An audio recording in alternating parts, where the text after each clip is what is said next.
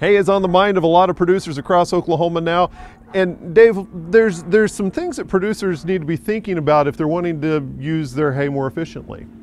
Right. We've discovered there are big differences in hay feeders.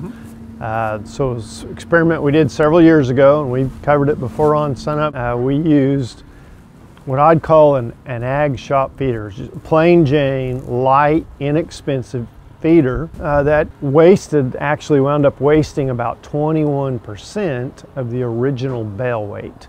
And the way we counted waste was anything that wound up outside of the hay feeder in a 24-hour period where the cows could walk on it, you know, and so on. And so we could over time calculate the amount of total hay waste compared to the original bale weight. We tested other types of hay feeders, and the one we've got in the background here has both a basket mechanism and a solid ring around the bottom to help hold the hay in there.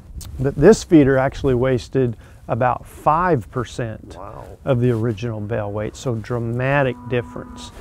And then we discovered that a feeder that only has the ring around the bottom does not have some sort of a basket mechanism. It wasted about, it was about 13%. And so, yeah, dramatic differences. So we have the ring feeders, this one with the basket on top. What are some other ways of efficiently feeding hay to cattle?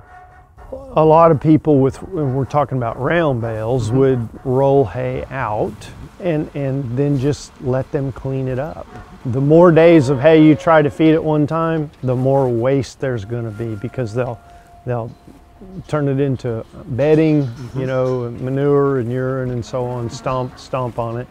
So that waste can be pretty significant if you're rolling it out, unless you control the amount they get and minimize it and make sure they clean it up. Say a producer takes a round bale, doesn't roll it out in the middle of a pasture, doesn't put a ring around it or whatever. Talk about the inefficiencies that poses. So that kind of work was done 25 years ago. Right. And it's dramatic waste, yeah, because they immediately begin to tear the sides of the bale down, then they lay on that's around the outside, and it just gets worse and worse as you get down to the core of the bale. Turns out some of those studies, that waste was around 50%. Wow. So the cattle didn't consume but half the bale.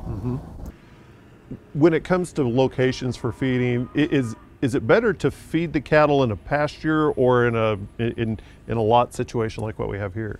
That's a good question, and one we probably need to work on a little more, because, you know, if you feed in a dry lot like this, all of the manure, the hay waste, I mean, those are nutrients that could be going back out into your pasture and distributed. You can distribute it through your pasture by moving the hay feeding area. If you're feeding in a dry lot there, those nutrients are all piling up in the dry lot.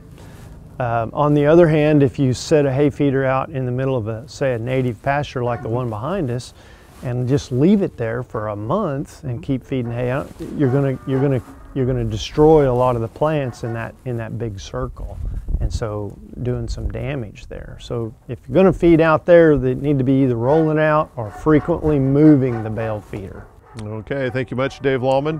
And for more information on feeding hay or hay feeders, go to our website, sunup.okstate.edu.